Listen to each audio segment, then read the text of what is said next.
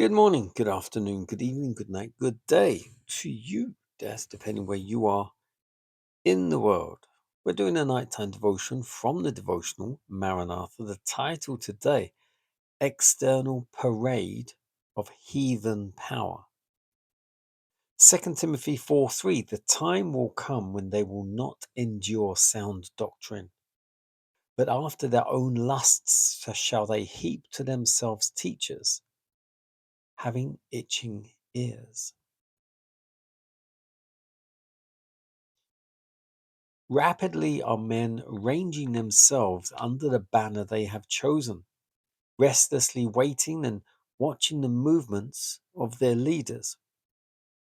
There are those who are watching and waiting and working for our Lord's appearing, while the others are rapidly falling into line under the generalship of the first great apostate. They look for a God in humanity, and Satan personifies the one they seek. Multitudes will be so deluded through their rejection of truth that they will accept the counterfeit. Humanity is hailed as God. As we near the close of time, there will be greater and still greater external parade of heathen power.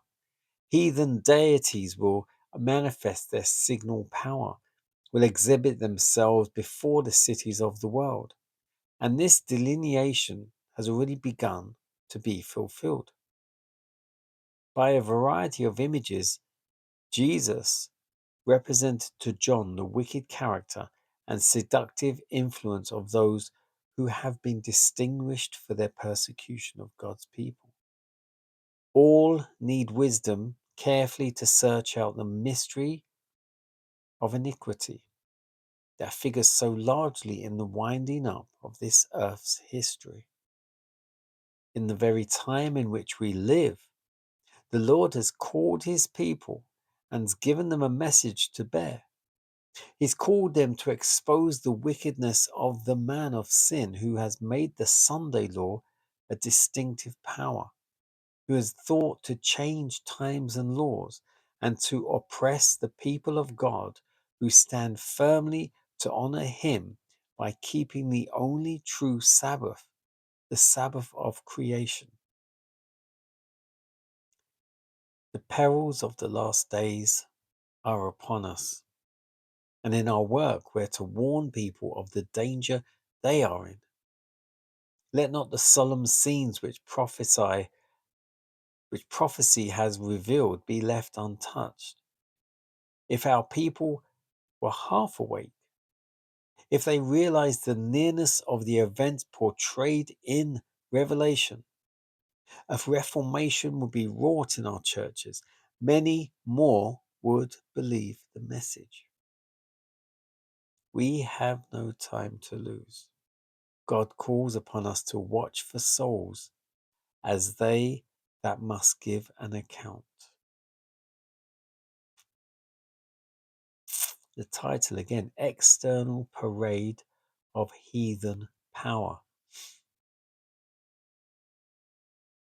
So this is once again focusing on how the devil, Satan, will parade himself as an angel of light. Now, an angel of light in principle is Jesus. The angel of truth. Jesus is the truth. He will show himself to be Jesus. And in doing so, he will deceive the very elect.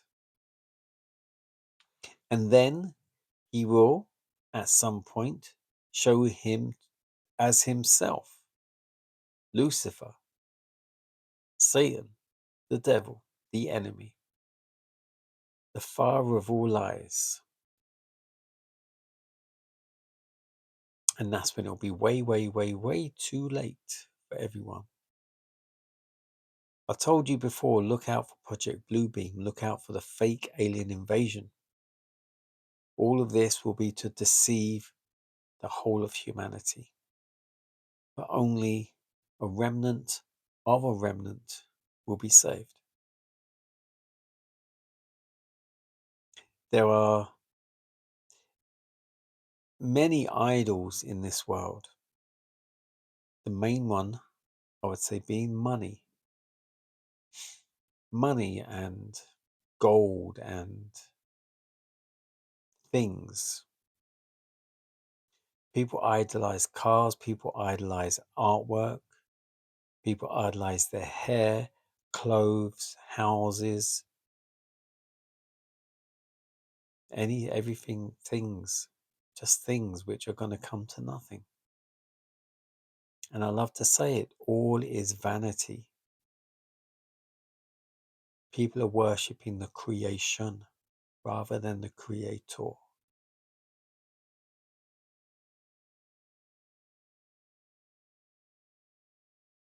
People will not be able to know the difference.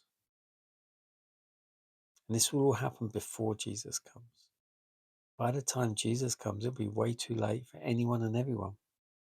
Only those who know what to expect, how to expect, who know how we should be, me included. But it says also about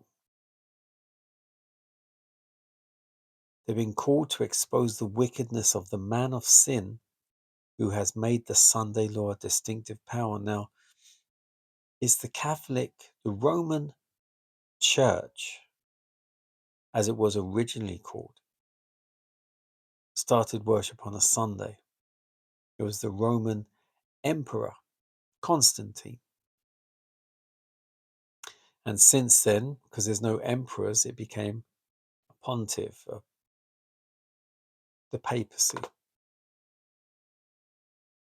And they choose to worship on the Sunday, and the whole world marveled after the beast. All these so-called Protestant churches, Baptist, Methodist, whatever dist, all worship on a Sunday, and they're supposedly Protestant. Go figure. The Catholic Church has put out documents in the public realm, clearly stating we made Sunday our day of worship. Everyone chose to follow. Now, in the Bible, it does says man will choose or think to change times and laws. But the times would have been changed. They've changed the times. They changed the calendar 2-3 times. Julian calendar, then the current one we've got now, Gregorian calendar. So the laws haven't been changed yet. So we are. You need to look into this because it used to be a 13-month year. 13-month, going by the lunar cycle, not as we do now the solar cycle. So all of that's changed. And soon enough, when that son of perdition, the man of sin, who will probably stand up in the third temple in Jerusalem, claim to be God on earth, and he will make a law that everyone must worship on a Sunday, as they like to call it, the Lord's Day. Where they get that from, I don't know. The Sabbath is the 7th day, which is what we call Saturday. But when that happens, you better know where you stand, because if it's not on God's side, by default, you'll receive the mark of the beast, and you will be looking forward to a heated rest of your life.